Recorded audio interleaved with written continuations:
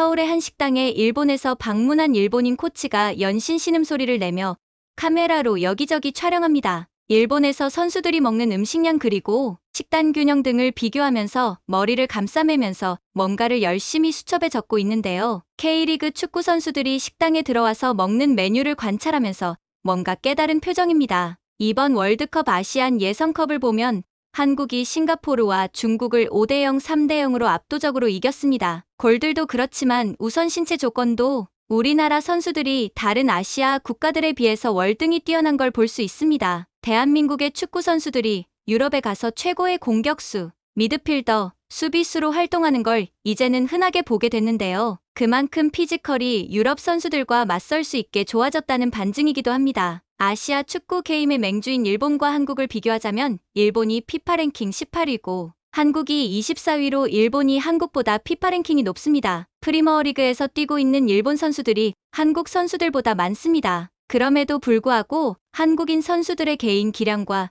유럽 리그에서의 활약이 더 뛰어난데요. 이로 인해 많은 일본인들이 한국인들의 피지컬이 일본인보다 좋은 이유에 대해 관심을 갖기 시작했습니다. 오늘 사연의 주인공은 일본 J리그 클럽에서 피지컬 코치를 역임했고 일본 센슈대학원에서 신체 메커니즘을 공부한 츠바사 씨의 이야기입니다. 안녕하세요.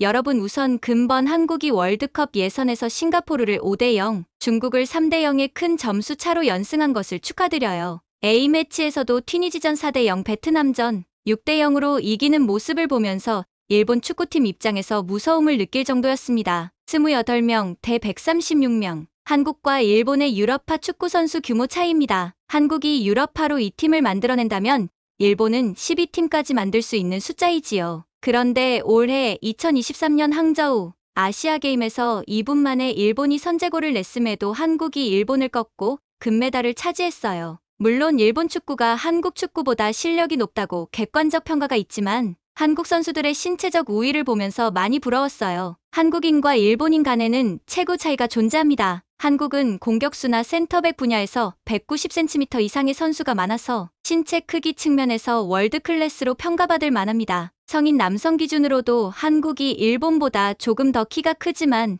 특히 축구에서 이 차이가 더욱 두드러집니다. J리그 선수와 K리그 선수의 서전트 점프 기록을 비교했을 때 한국 선수들이 평균적으로 약 3cm 크다는 데이터가 확인되었습니다. 이러한 차이는 선천적인 것이 아닌 어린 시절부터 수행한 많은 줄넘기 훈련, 성장기 이후의 근력 훈련, 그리고 고단백질 식사로 인한 것으로 생각됩니다. 이러한 관점을 통해 한국 육성 세대의 식사 접근이 특히 두드러지는 것으로 알려져 있습니다. 제가 이번에 한국에 와서 보니 한국 선수들 식단을 보면서 깜짝 놀랐어요. 일본에서는 균형 잡힌 식사를 요구하는 반면 한국에서는 무조건 단백질을 부족함 없이 섭취하라고 선수들에게 요구하더군요. 일본 선수들을 보면 신장이 낮고 스피드에 어려움이 있어요. 그래서 한국팀은 일본팀과 붙을 때 서로 맞붙어서 이길 수 있는 곳을 이미 정해놔요. 경기 중에 공격수를 겨냥해 롱볼을 던지고 윙백 선수들의 스피드로 빠르게 치고 돌아가서 무너뜨리죠. 일본 선수들이 물론 아이디어나 기술이 뛰어납니다. 그리고 팀으로서의 연계나 창의성이 좋죠. 그래서 일본이 한국보다 축구 실력이 최근 들어 앞서가게 된 것도 있습니다. 다만 일본 선수들 피지컬이 유럽이나 중동에 비싸게 팔리기에는 피지컬이 부족한 게 사실입니다. 선수 전체 숫자는 일본이 한국보다 프리미어리그에 더 많이 진출했을지 몰라도 개개인의 신체 조건이나 연봉을 비교하면 또 다른 이야기가 됩니다. 일단 올해 프리미어리그에서 손흥민과 황희찬, 그리고 PSG의 이강인 선수들을 보면 개개인의 역량이 부각이 많이 되더군요. 이런 피지컬에 대한 근본적인 메커니즘을 공부하고자 일본 센슈대학교에서 석사로 신체 메커니즘을 공부했는데요. 역사를 살펴보니 일본 사람들은 이미 19세기에 유럽 여러 나라와 교류하며 서양의 발전된 모습에 충격을 받았고 서양인들의 하얀 피부, 뚜렷한 이목구비, 커다란 신체에 깊은 인상을 받은 동시에 열등감을 느꼈습니다. 일본의 초대 문교부 장관을 역임한 모리 아리노리는 열등감을 느끼며 일본인들이 미국 여성과 결혼하여 체력과 지력이 우수한 백인 혼혈지식을 낳아 인종적으로 개량해야 한다고 말했습니다. 그에 이어 사상가 다카하시 요시오도 일본인종 개량론에서 우수한 서양인과 결혼해 일본인을 개량해야 한다고 주장했고요. 일본의 애니메이션을 보면 진짜 일본인의 모습을 찾아볼 수가 없고 키가 크고 피부가 희고 신체가 멋있는 환상의 인물들이 주인공으로 대부분 나옵니다. 심지어 한 TV 방송에서 일본 여고생의 키가 한국 여고생보다 0.3cm 크다고 조작도 했었고요. 실제로는 한국 여고생이 3cm 정도 더 크거든요. 그렇다면 한국인들의 평균 키는 어떻게 짧은 기간 내에 빠른 성장을 보였을까요? 제 연구 결과에 따르면 한국인들의 평균 키는 20세기 초에는 글로벌 평균과 비교했을 때 상대적으로 부족한 수준이었습니다. 그러나 1960년경에 거의 평균 수준에 도달했고 그 이후에도 계속해서 상승해 왔습니다. 1960년대 산업화의 시작과 성공으로 한국 경제는 빠르게 성장했으며 1970년대에는 세계 평균을 넘어섰고 2010년대에는 유럽 국가들과 유사한 수준에 도달했습니다. 이러한 변화의 배경으로는 먼저 영양 공급이 큰 역할을 한 것으로 나타났습니다. 한국의 균형 잡힌 식단과 다양한 영양소를 제공하는 음식 문화가 키 성장에 긍정적인 영향을 미쳤습니다. 특히 쌀과 김치를 중심으로 하는 식단은 영양소 섭취를 촉진하여 키 성장을 촉발했습니다. 뿐만 아니라 한국인들의 키에는 유전적인 요소도 상당한 영향을 미쳤습니다. 한국인들은 유전적으로 키가 큰 경향이 있어서 선조들로부터 전해진 유전자가 키 성장에 기여한 것으로 판단됩니다. 옛날 일본 사무라이의 사진을 보면 일반적으로 칼의 높이보다도 작은 키를 가진 것으로 보여 그들이 한국인보다 작다는 인상을 주곤 했습니다. 한국 힙합 가수나 배우가 일본에서 인기를 얻은 이유 중 하나로는 키와 외모의 차이가 큰데 이는 그들을 더 독특하게 만들어 주었습니다. 예전 소녀시대의 한 일본 방송 출연 사진을 보면 한눈에 키 차이가 크게 느껴집니다. 한국인과 일본인의 키가 차이나는 이유로 의외로 먹는 습관에서 큰 차이가 나타났습니다. 한국인이 일본인보다 하루 평균 칼로리를 더 많이 섭취한다고 하는데 이는 한국인이 해산물, 고기, 그리고 채소를 세계 평균보다 더 많이 섭취하기 때문입니다. 이런 차이로 인해 한국과 일본의 성인 남성 평균 키의 차이가 생기는데 한국은 170.5cm,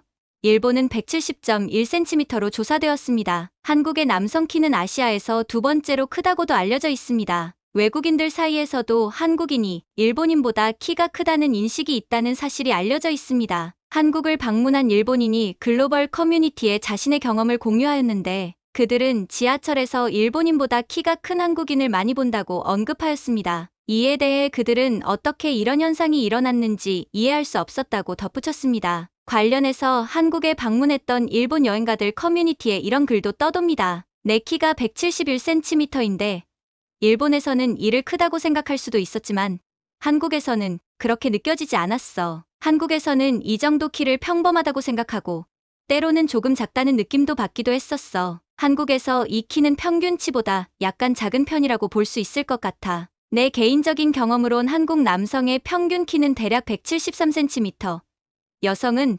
166cm 정도로 보이거든. 한국인들이 서양화된 식습관을 받아들인 것은 대략 30년 전부터였어. 그 결과로 한국인들의 키는 급격히 증가했지만 반면에 일본의 경제 상황은 변화가 있어서 식습관이 더욱 절약적인 쪽으로 변화했어. 이로 인해 일본에서는 평균 키가 감소하는 현상이 발생했다고 생각해. 일본인들은 어릴 때부터 란도셀이라는 무거운 책가방을 들고 다니는데 이로 인해 키 성장에 제한이 있을 수 있다고 생각해. 나 역시 무거운 가방을 들고 다녔던 경험이 있어서 이것이 키 성장에 영향을 미쳤을 수도 있을 것 같아. 그리고 일본인들은 어릴 때부터 사전을 가지고 다니는데 이것 역시 키 성장에 어느 정도 영향을 미쳤을 수도 있을 것 같아. 제가 자세히 들여다보니 문화적인 측면에서도 한국은 키와 체격에 대한 주목이 높은 문화를 가지고 있습니다. 키가 크다는 것이 한국에서는 긍정적으로 평가되며 이는 키에 대한 관심을 높이는 원인이 될 수 있다고 생각합니다. 또한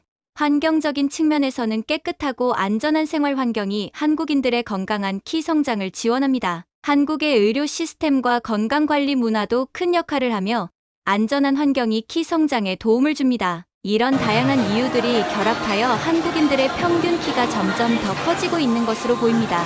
더불어 한국인들의 키가 큰 변화를 겪으면서 나타나는 사회적인 영향도 꽤 컸어요. 우선 한국인들의 키가 높아지면서 사회적으로 자신감과 긍정적인 인식이 높아지는 경향이 있습니다. 키가 크다는 것은 일종의 사회적 스타터로 작용하며 자연스레 주목을 받는 경향이 있습니다. 이는 자아 존중감을 높이고 자신에 대한 긍정적인 자세를 갖게 만들 수도 있게 되고요. 한국과 일본의 신장을 비교하면 경제적으로 더 잘 사는 일본의 남녀 평균은 남 172cm, 여 158cm로 한국이 일본이다. 무려 3에서 6cm 더 큽니다. 특히 여성의 경우는 더 차이가 나고요. 한국은 명목 GDP로 세계 10위 경제대국입니다. 재미있는 데이터를 공유드리자면 UN 식량농업기구 데이터에 따르면 1961년 한국의 식량 공급량은 1인당 약 2100칼로리로 평균 이하의 저소득 국가 수준이었으나 2013년이 들었을 때 1인당 약 1200칼로리를 추가 섭취 가능하게 됐다고 합니다. 이렇게 한국의 경제 성장과 더불어 더 많은 칼로리 섭취가 가능해지고